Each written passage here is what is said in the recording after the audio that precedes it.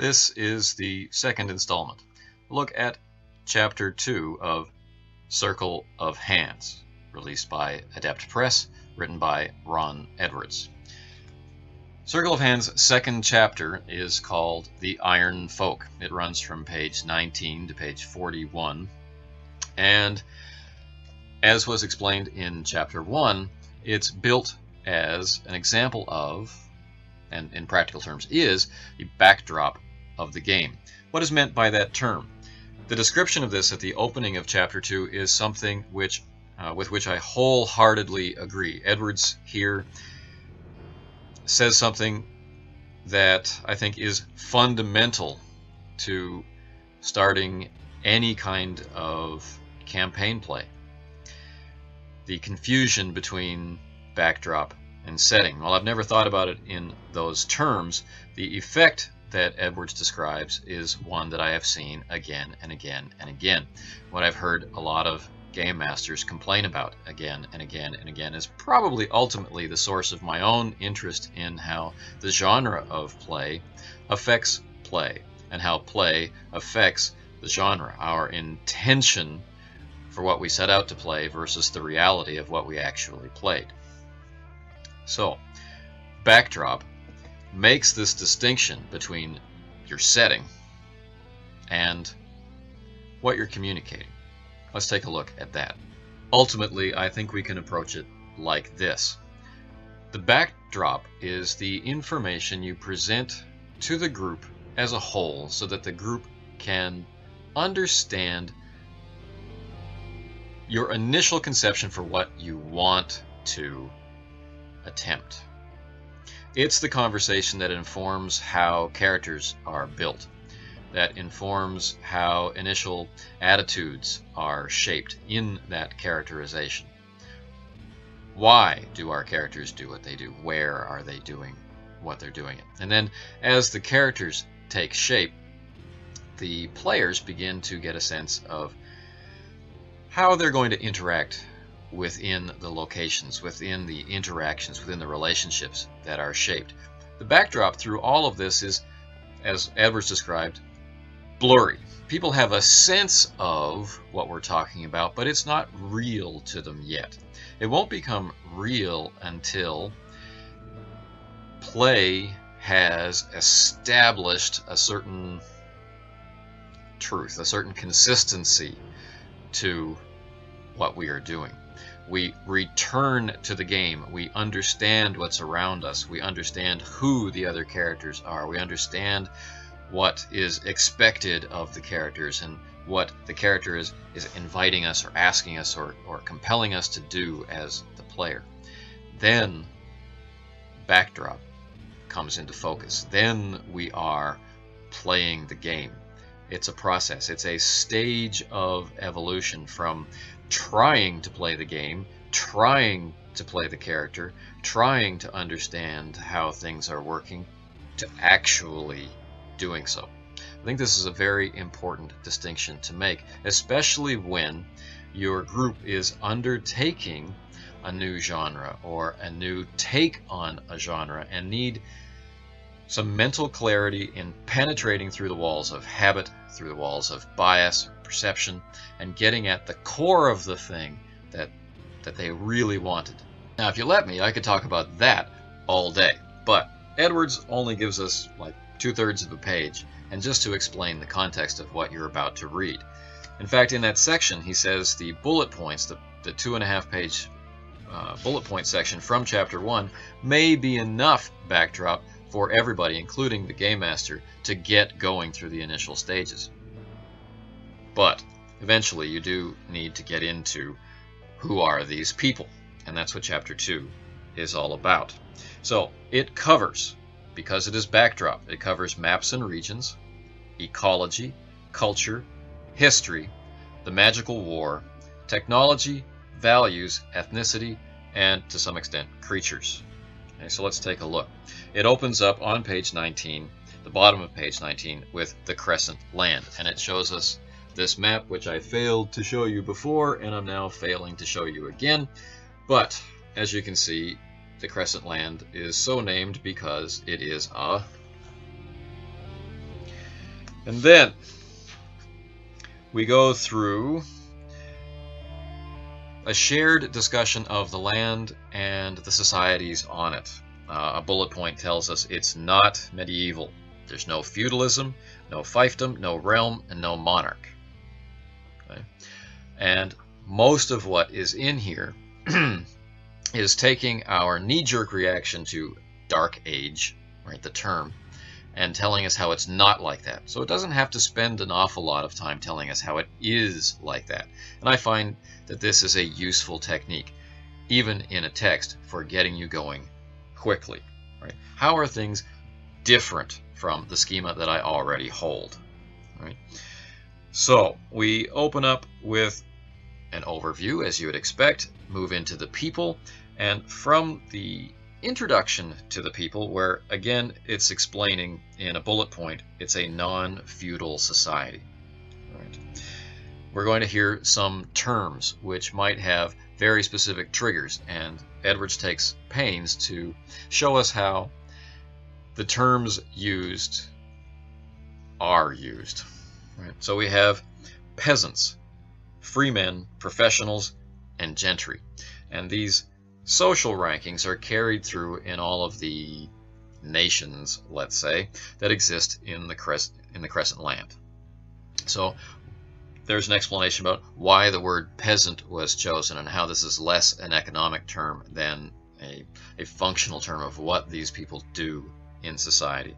Likewise with free men, professionals, and gentry. Throughout this section, it refers to occupations or social rankings being carried forward by family tradition, habit, expectation, that sort of thing.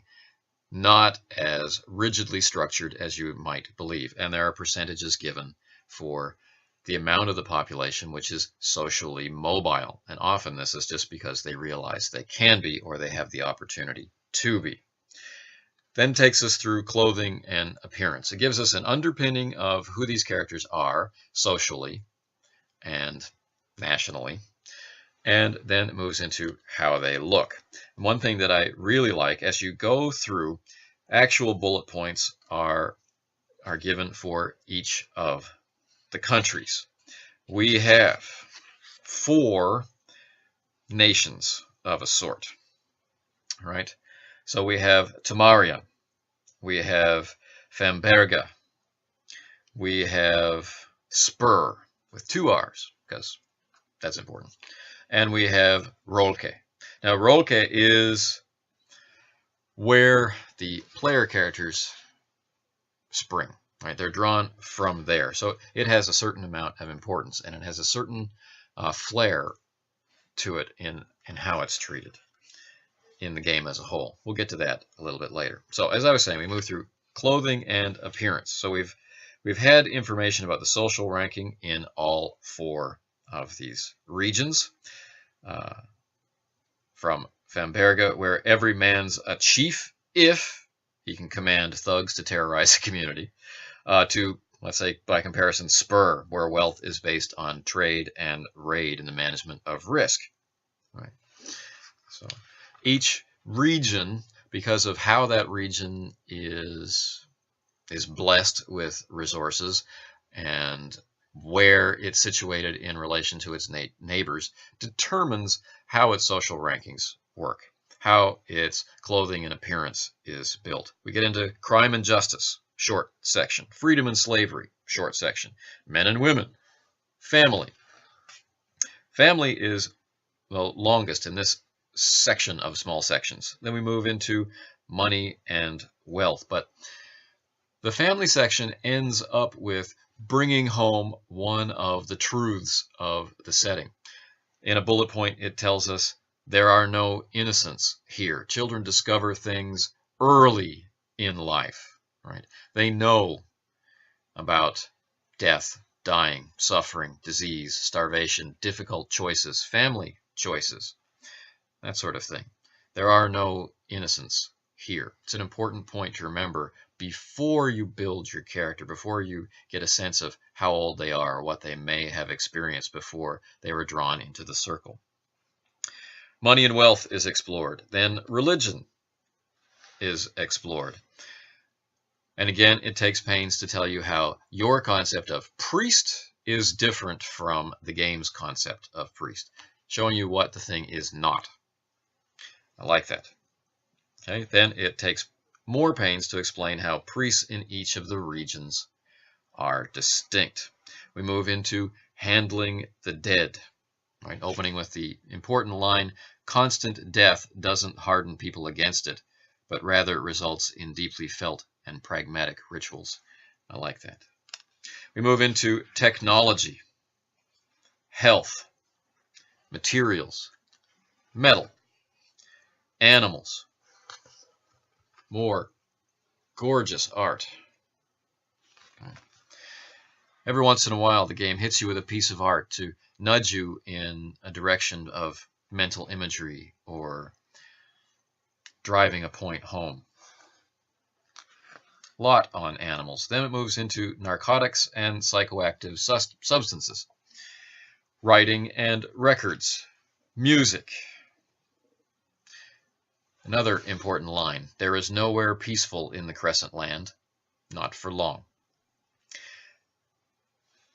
Violence is a new header. The social context for fighting. This is explained. It's also explained regionally. Force, cruelty, misery, tools of violence. Okay. Now, we're about halfway through. We're on page, well, I guess we're more than halfway through. We're on page 38, 39. We're getting into the magical war and its effect on Rolke, the kingdom or the region from which players come. Magic is a shocking, consequential force. It cannot be easily hidden, nor does the ideology backing it seek concealment. The Crescent Land is a battlefield between profoundly opposed magical forces, one of healing, purity, and light, one of bitterness, rot, and darkness.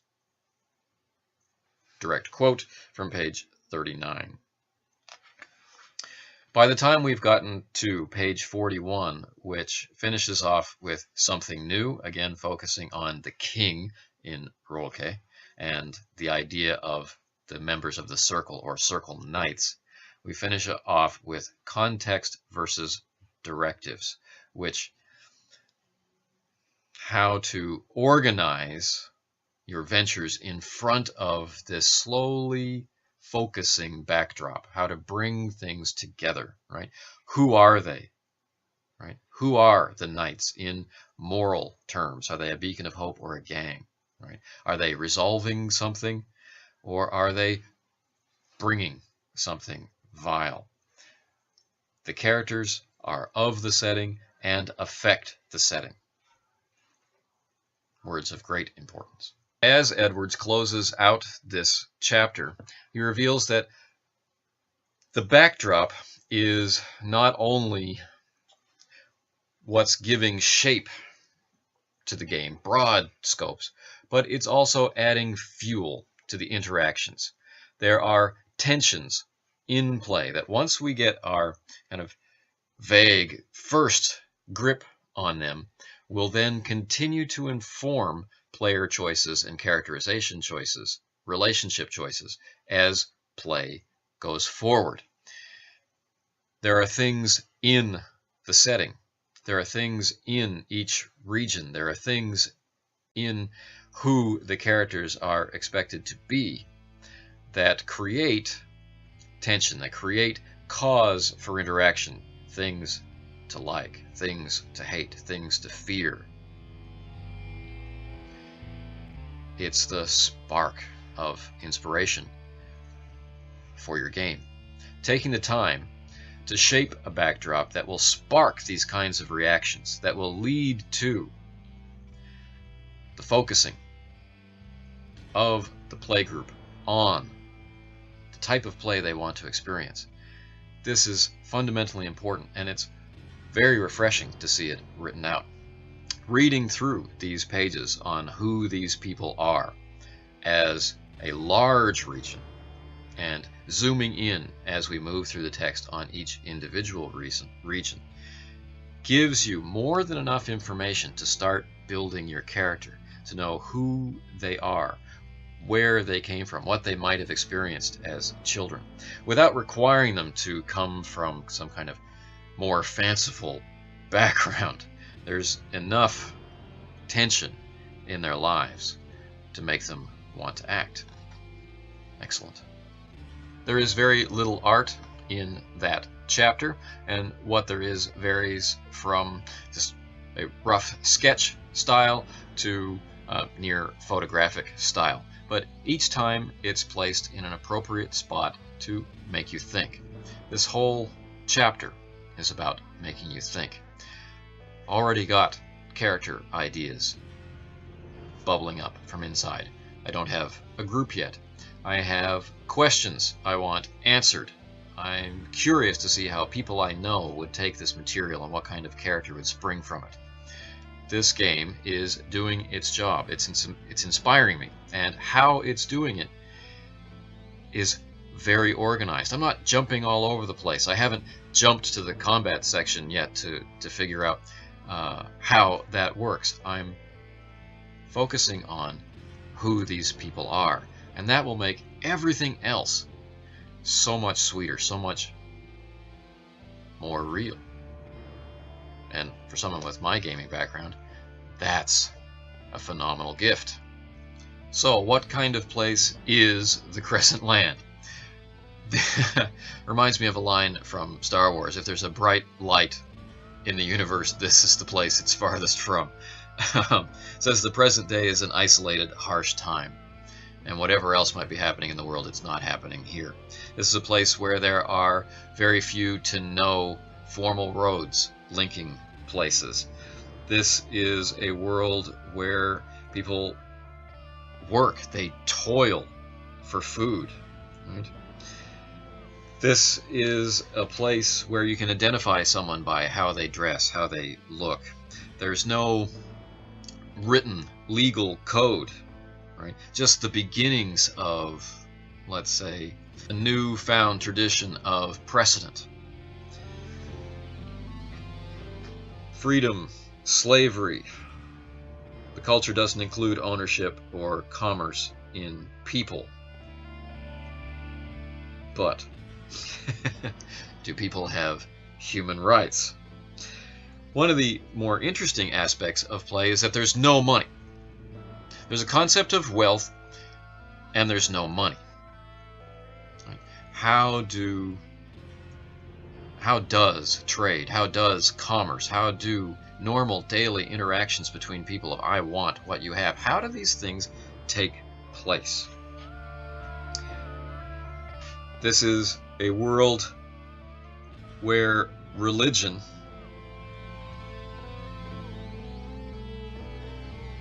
influences people's lives in a way that's profoundly different from our own. The priest is not separate from society. They're a part of society. They are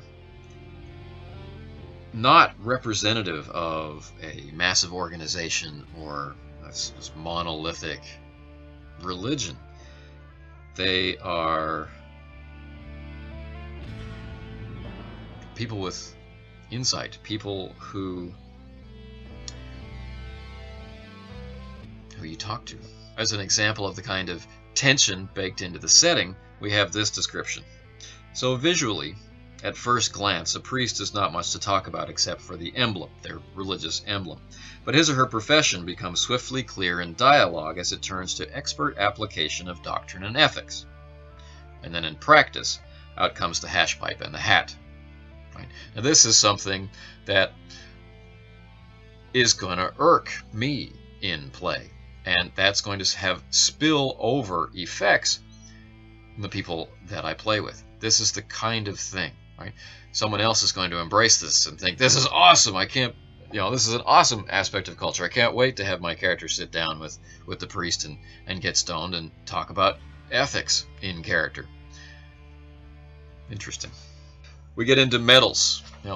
As I said, there's no money. There are things which are considered precious because of how they look, but this is a very low technology world. Do they have the technology to obtain the things like gold and silver that we prize? How do they prize them? How is it different? We get into that.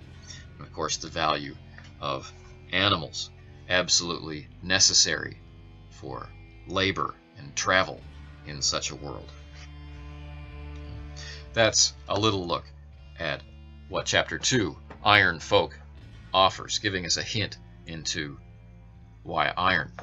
The next installment, which may see more members of the RPG game learning group getting involved as their own copies of the book arrive to them wherever they are in the world. The next chapter is Forging Steel, wherein we set up the situation of play. This chapter is focused on situation as defined by Edwards, and it's about assembling the tools for play, such as building characters. So stay tuned for that.